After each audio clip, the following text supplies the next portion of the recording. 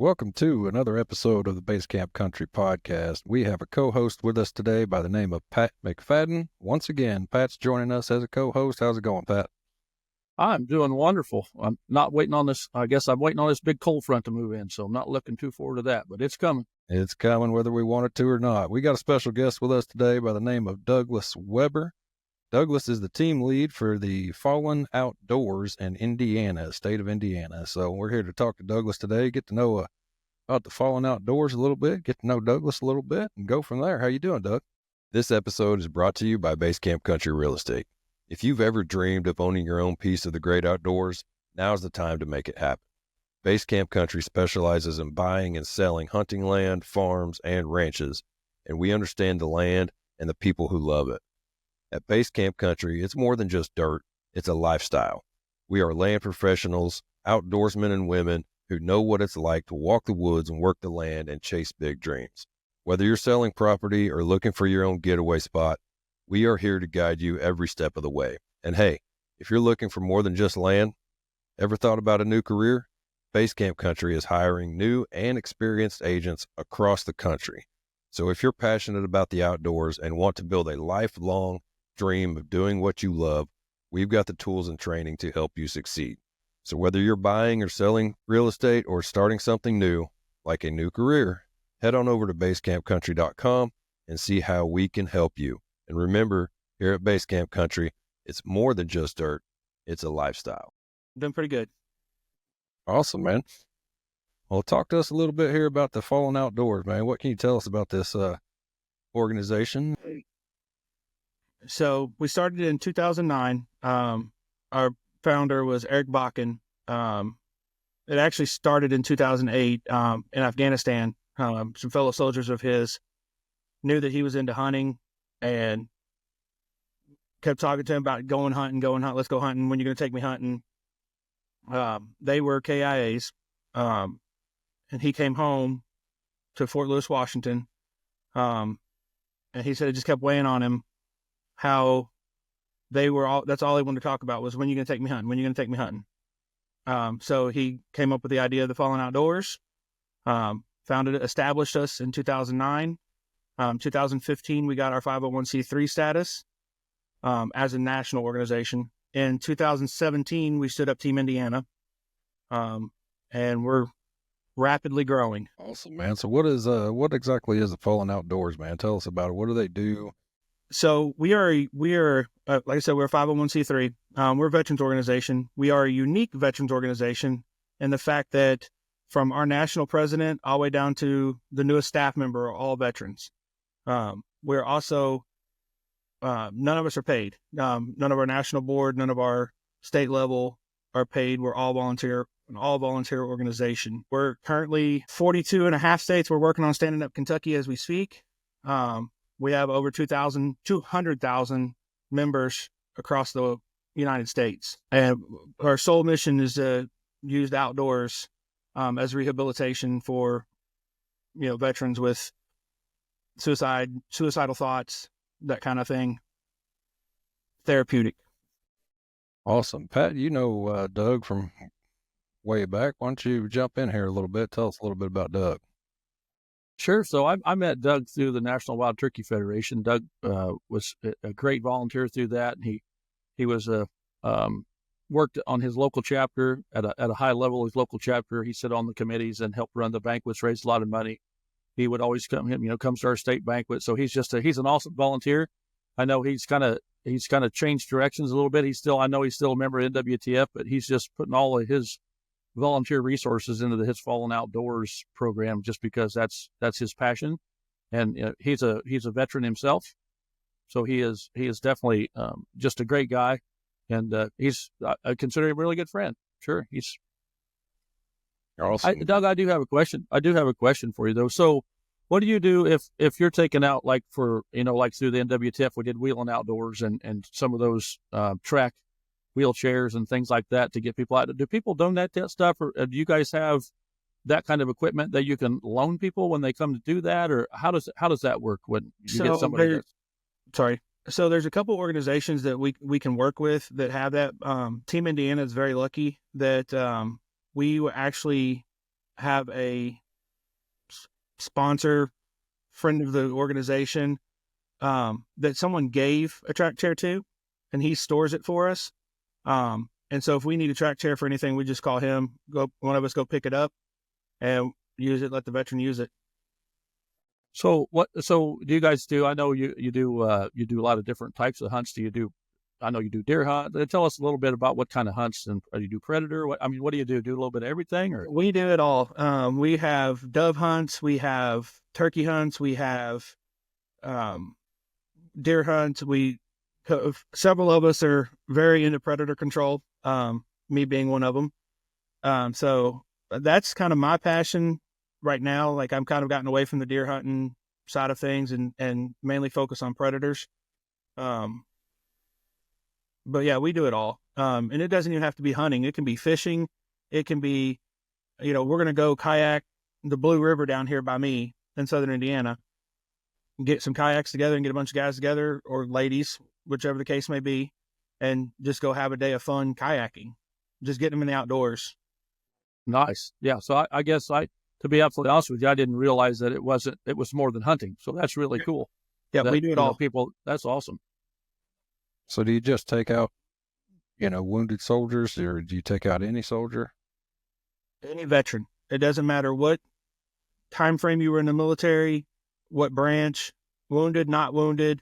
Now, some of our landowners or donors may stipulate like, we want a Purple Heart veteran, or we want somebody that's, ex-service connected, disability, things like that. But for the most part, everything's open to everybody, unless a donor or sponsor gives us specific guidelines. So if somebody has a piece of property and say they have a big duck pond, right, and they're willing to donate, they can just get a hold of you or through the Fallen Outdoors, and they can work out the logistics of what it takes. And I'm assuming you guys have a big blanket policy, liability policy for insurance and things. And so how does that all work? Yeah, so they can reach out through, we do most of our stuff through Facebook. We have a Facebook support page that's for non-veterans. If they want to, donate land or set up a hunt on their property, or, anything, they can reach out through that, or they can go to thefallenoutdoors.org and hit contact us, and it'll get them in contact with either that regional director or that state lead in that area. Is it one of those things where, even if it's enough for one individual, right? You guys will, if it's not a huge piece of farm, and say there's a guy that's got some deer woods and wants to have one individual, right? They don't have enough for 10 people to come hunt, but you guys will do it from 1 to 100, right? Or whatever. One person to, we do a big walleye fishing trip up in Ohio. It's a 7-team, I believe, event. We get 100 veterans out and take walleye fishing. So, it doesn't matter if it's, hey, I got room for one guy. Now, we will have a staff member escort them for, insurance purposes, but it doesn't matter if it's one person or, like you said, 100 people. We'll accommodate anything. We'll make anything work. That's cool. Doug, and we have, sorry, go ahead. No, go ahead, Doug. Finish what you're saying. And so we have, like Pat was saying, we have blanket liability insurance. We have a waiver that everybody signs, so we cover, if something happens to that landowner doesn't have to worry about something happening and getting sued. That's fantastic. So, Doug, let's talk a little bit about yourself, man. I want to get to know you a little bit. You say you're a veteran yourself, man. What branch of the military were you in? I did 24 years in the Army Reserve. 24 years. Wow. Well, thank you for your service, man. I appreciate that. Thank you. Mm-hmm. Just retired in July of this past year. Is that right? Yes, sir. 24 years, man. Congratulations. Yep. That's a heck of a run. Pat, are you a military man? I am not. No, sir. Me neither. My dad was, though. Yeah. Yeah. I there's a lot of people that ask me throughout the years, hey, any regrets of, what you did growing up and the career path you chose. And, I really don't. What I've done has treated me very well. But I tell you what, if I did have one regret, it's not, signing up for the military. I had an uncle that died during the Vietnam era, and it just was, I don't know. I guess it would have been really hard on my dad if I'd have went. So I just decided not to, is how I led that. So my dad was Big Red One infantry army man in Vietnam, and he didn't want me to have any part of military. Stay Yeah. away from it. Yeah. Yeah. I think he It's kind of funny. My dad. go ahead. It's funny. My dad was in the Air Force back in the 70s. He was a drill instructor. I joined the reserves when I was 17, and just came home from school one day and looked at my mom and dad and said, "I'm joining the Army." My dad looked at me like I was crazy because at no point in time had I ever even considered joining the military. But took auto shop in high school, and our auto shop teacher was big on continuing your education. You know, whether it's going to college, joining the military, you know, going right into work into the automotive field or whatever. And so he had the Army recruiter come in, and they brought a Hemet wrecker in, and they let us go out and goof off in the field with it. We got back, and I looked at the recruiter and said, "How do I get to work on this and drive it?" And he's like, "Well, you got to sign up." And I said, "All right, where do I sign?" That was it. That's all it took. So that's what you do now, right, Doug? You're a mechanic, right? You're Yes, still doing that? Yep. Yep. Like I said, I retired in July. I worked for DOD as a civilian for the Army for 17 years. Part of that job was being dual status. I had to be in the military. After my last deployment in 2022 into 2023, I had enough. Good friend of mine is a postmaster for the post office. Seen where he posted the post office was hiring for mechanics. So I switched not career fields, but government agencies that I worked for. And now I work for the post office as a mechanic. How long you been doing that? A year and a half now. I started in May of 23 when I came back from my last deployment. Awesome. Well, what's your favorite part about the Fallen Outdoors, man? Why'd you get so heavily involved in it, and what kind of inspired you to want to volunteer your time like you do to this organization?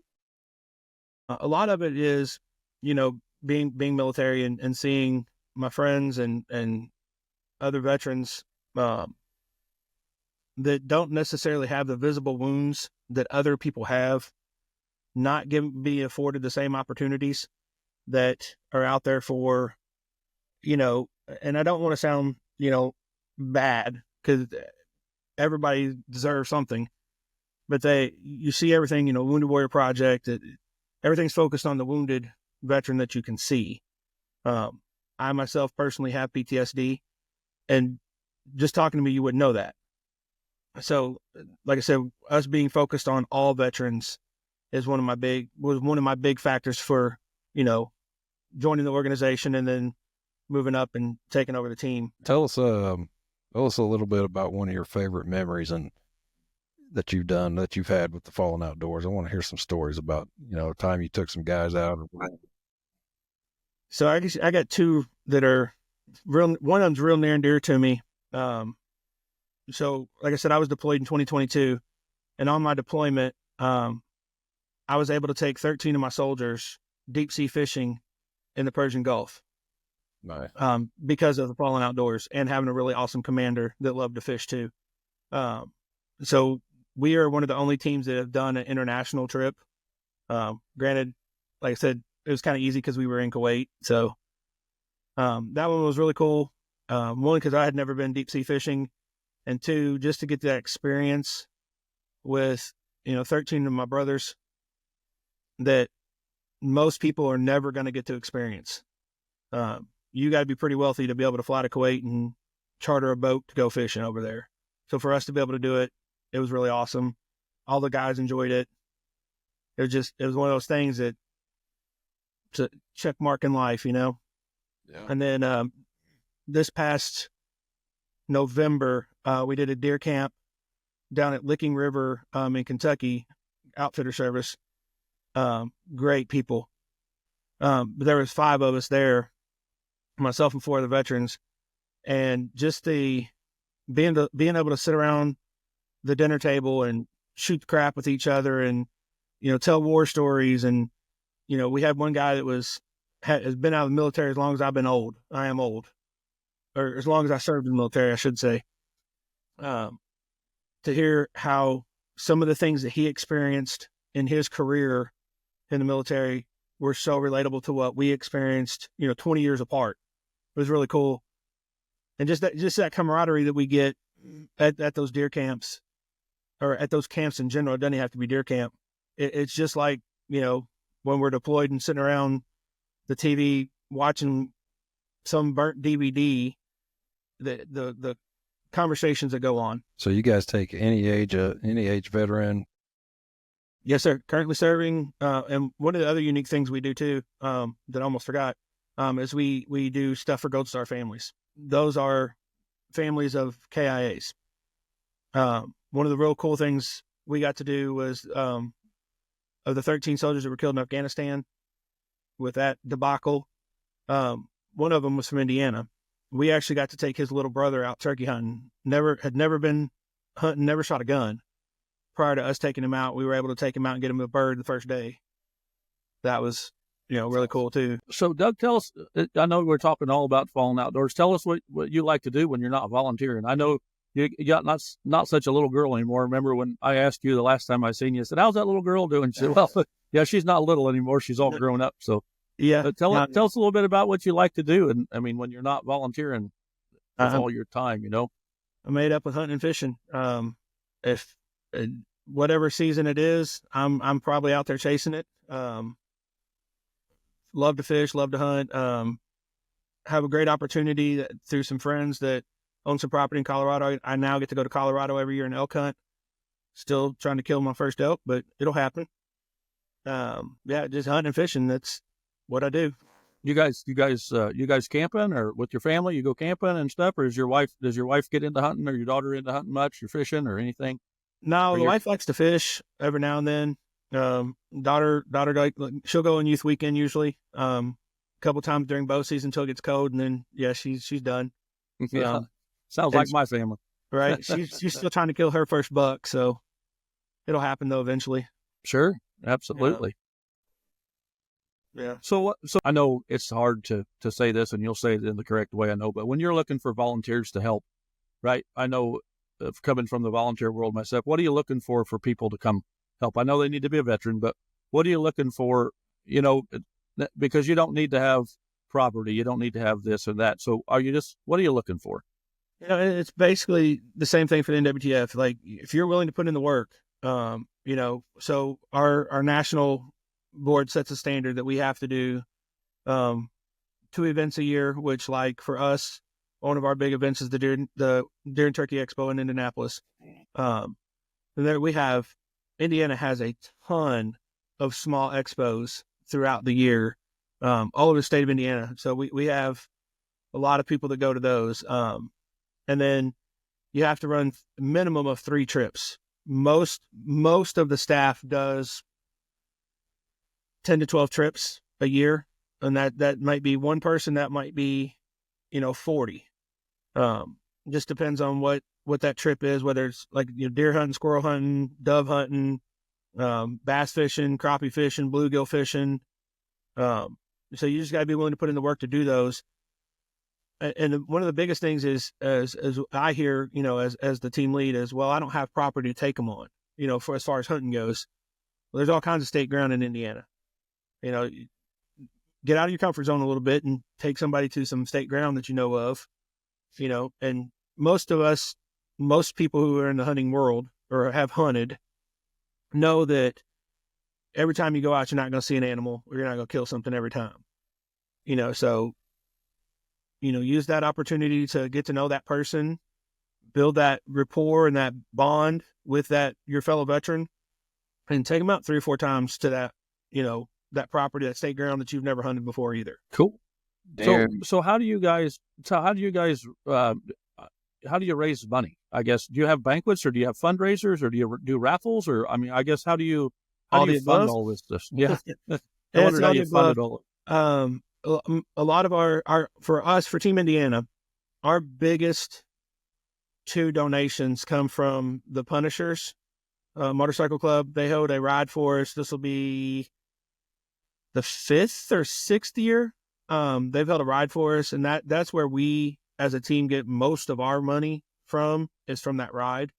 And I can't say enough good things about the Punisher Motorcycle Group. They're just awesome dudes. We did a pheasant hunt for them here a couple weeks ago that I actually got to go out and meet the president of the local chapter here that handles the ride for us. Great dude. Turns out he's a veteran. So we're going to start working with them some more and getting some other stuff involved with their group and us together, and getting some of their members out in the outdoors. Well, that's cool. So do you just have one big banquet a year? Do you have one like north, south, east, and west? Or I mean, so Team Indiana has not had a banquet yet. I got this experience from the NWTF with banquets. Oh yeah, I know. And we just now are getting to the point where our staff, we have the staff that hold a banquet. So we will be having one in the future, and hopefully it's the near future. But as you know, there's a lot of planning that goes in that, and like I said, we just haven't had the staff to be able to do that until this past year. Well, that's good. That means progress, right? You're moving forward. Sure. Things are getting better and bigger. It's awesome. Do you have to be a veteran to volunteer? So to be a staff member, you do have to be a veteran, but to volunteer, no, you don't have to be a veteran. I have a guy, I run a big bass tournament every year. This will be the 6th year I've done it, on West Boggs Lake. And one of the guys that helps me out with weigh-ins and getting donations, not a veteran, but loves it. He's been with me. He's been with it since the very first one, where he was just a boater for me because I couldn't find enough veterans that had boats. And it's progressed where he's now helping me run it and also helping one of my other staff members run a tournament that we do as a fundraiser. Awesome. Well, Doug, it's time come that time, man. We got a little section we like to do here called the quick draw questions. And I'm going to ask you, 15, 20 questions here, and you just answer them as quick and fast as you can. You can give a short answer, a long answer, whatever kind of answer you want to give. But you ready for that? Okay. I'm as ready as I'll ever be. All right, man. Favorite camo brand? Mossy Oak. Okay. Crossbow or compound bow? Depends on the person. Enough. What is your favorite brand of bow? Obsession. Favorite bow sight? Don't have one. I'm still looking for that. Favorite broadhead? Trophy Ridge Meat Seekers. What is your go-to rifle caliber for hunting? What am I hunting? If just in It's going to vary. Oh, man. Whitetail deer. 308. Just a whitetail deer. 308. Yeah. 308. Favorite rifle brand? Don't have one. One that goes poo. Yeah. One that goes bang. Favorite hunting app? Onyx. Favorite rifle optics? Thermals. Tree stand, saddle, or blind? Tree stand. Right. Favorite animal to hunt? That's a toss-up. It's going to be bear, elk, or coyote. Not in that order either. Right. What is your favorite social media platform? Facebook. All right. Besides Base Camp Country Real Estate, what are your top 3 favorite social media accounts that you follow? Joe Rogan, Remy Warren, and Fallen Outdoors. Awesome. Shameless plug. I love it. I gave us a shameless plug in there too. It's fine. Right?